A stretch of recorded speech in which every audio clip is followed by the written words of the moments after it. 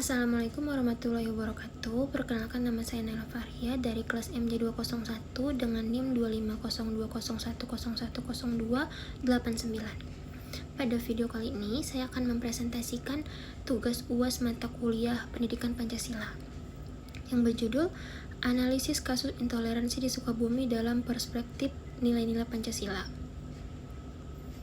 Yang pertama, fokus permasalahan.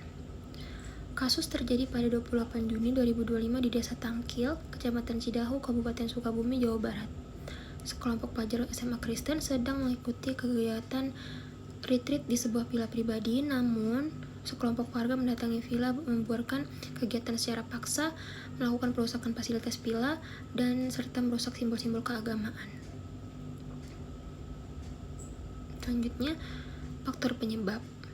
Faktor penyebab kasus intoleransi di Sukabumi terjadi karena rendahnya sikap toleransi, kesalahpahaman mengenai perizinan kegiatan retreat, serta anggapan bahwa kelompok mayoritas terhadap nilai-nilai Pancasila serta kelompok mayoritas berhak membatasi kegiatan kelompok lain. Selain itu, kurangnya pemahaman terhadap nilai-nilai Pancasila, khususnya sila pertama tentang penghormatan terhadap kebebasan beragama. Berikutnya, pelaku dan dampak. Kasus intoleransi di Sukabumi dilakukan oleh sekelompok warga yang memaksa pembubaran kegiatan retreat pelajar SMA dari komunitas Kristen. Tindakan tersebut mengakibatkan perusakan villa, perusakan simbol keagamaan, trauma psikologis bagi para korban, serta memicu konflik sosial. Peristiwa ini menunjukkan pentingnya menghormati hak setiap warga negara tanpa membedakan agama atau keyakinan.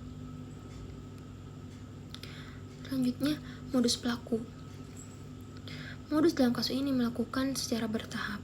Dimulai dengan mendatangi lokasi retreat, mengumpulkan massa, memberikan tekanan, memaksa kegiatan dihentikan, perusakan fasilitas, perusakan simbol keagamaan, dan perampasan barang milik peserta.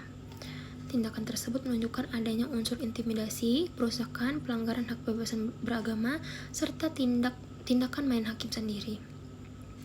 Oleh karena itu, setiap penyelesaian konflik seharusnya memang dilakukan melalui jalur hukum, bukan dengan kekerasan atau tindakan sepihak. Baik, berikutnya kronologi. Kronologi kasus bermula saat pelajar Kristen mengadakan retreat di sebuah villa pribadi. Sejumlah warga kemudian mendatangi lokasi villa, memaksa kegiatan dihentikan dan melakukan perusakan. Setelah video kejadian itu viral, polisi datang ke lokasi dan mengamankan 7 pelaku. Peristiwa ini menunjukkan bahwa setiap konflik memang harus diselesaikan melalui jalur hukum, bukan dengan tindakan main hakim sendiri.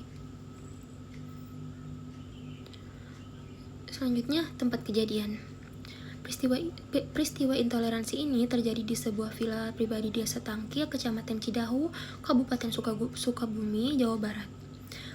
Karena kegiatan retreat dilaksanakan di tempat private, kegiatan tersebut tidak mengganggu ketertiban umum dan tetap dilindungi oleh Pasal 29 Ayat 2 Undang-Undang Tahun 1945 yang menjamin kebebasan setiap warga negara untuk memeluk agama dan beribadah.